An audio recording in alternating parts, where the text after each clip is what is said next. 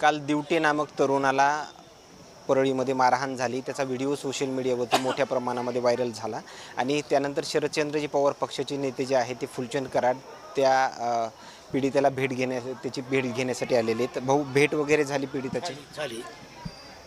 प्रकरण नेमकं कशावरून झालं?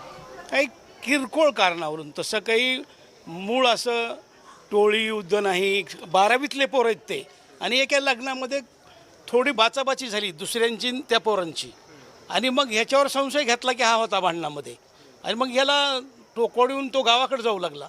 ह्याला उचललं, मोटरसायकलवर बसवलं, त्या डोंगरावर नेलं जंगलामध्ये त्या टोकोडीच्या, आणि जंगलात नेऊन त्याला अमानुष मारहाण केलं आहे. म्हणजे अगदी 15-20 जण असे चौकून रिंगण केलं आहे, आणि काट्या आहेत प्रत्येकाच्या हाताने, आणि हे अशा सारख्या 10-10 काट्या अंगावर पडू लागल्या. त्याची कॅसेट आहे आमच्याकडं. इतकं मारलं आहे, काही कारण